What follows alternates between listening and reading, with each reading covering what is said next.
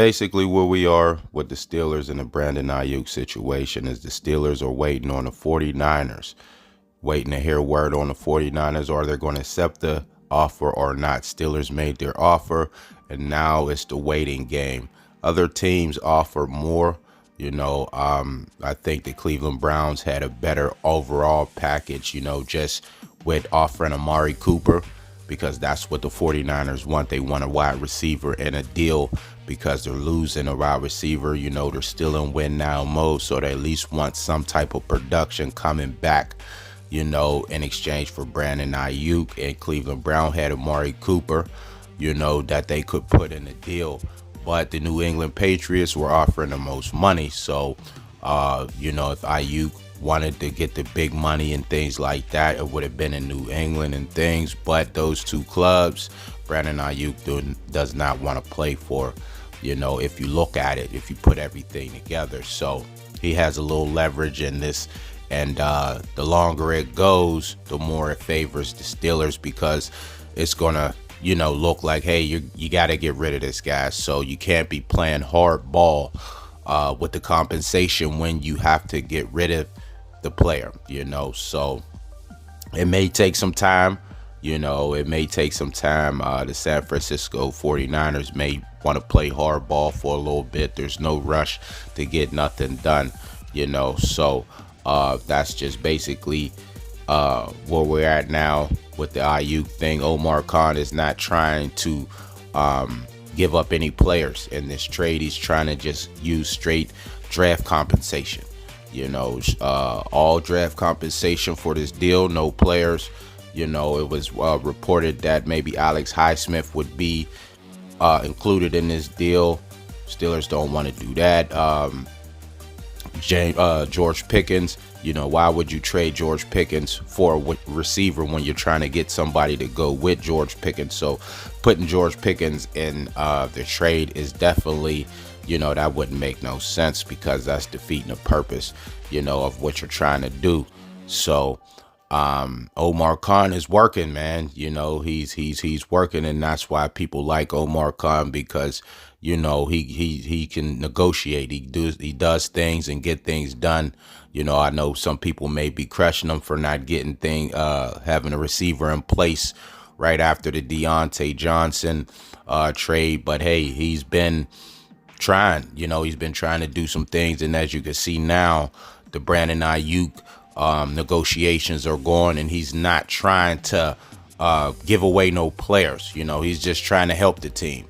Those picks, those can be players that come and help your team, but you never know. You don't know about those picks. You don't know about those players that you'll draft, and that, and with those picks, but you do know about Alex Highsmith. You do know about George Pickens, and getting rid of those guys would not be good for the team. His job is to make the roster better. And I know, when you do trade, you have to give to get, but there is a reason why they call him the con artist, man, so, and in this particular situation, he's trying to work his magic as well, so like I said, Cleveland Browns had Amari Cooper in a deal. So if you're looking at that from a San Francisco 49er standpoint, you can kind of understand and say, hey, well, they was giving us a productive receiver here. Patriots had a young receiver in there as well. So, but with the little leverage that Brandon Aiyuk does have, he's, it shifted things in the Steelers' favor, because he doesn't want to go to those organizations, which is making it hard for the 49ers, to get what they want at the end of the day. So at a standstill, will the 49ers accept just draft compensation for Brandon Aiyuk? Because that's basically what the Steelers are just trying to give up. Just draft compensation, no players, maybe a James Daniel or, somebody like that, but nobody significant like a Alex Highsmith or George Pickens, guys that are productive for your team already. So, you know, like I said, that's just Omar Khan being Omar Khan. You see the things he's already done, you know, in a short time, getting a second round pick for Chase Claypool and, you know, things like that. So getting a nice deal on Patrick Queen. He said the value, you know, it was supposed to be higher. He's supposed to get more money than that, but he worked out a better deal. Trading Kendrick Green. I mean, you know, Omar Khan been working and he's been doing some things, man. So, you know, we're just gonna have to see if he could work his magic with this Brandon Aiyuk thing. But it looks like he's trying to negotiate a deal which is going to benefit the Steelers all the way around, just giving up, like I said, some draft capital, you know, no players, and everybody else had players that you know, had players in the deal. So we'll just have to see how long San Francisco 49ers are gonna, you know, play, you know, go over the offers. Maybe they're trying to play hardball to let another team sneak into the talks, you know, get involved in things like that. The Commanders dropped out.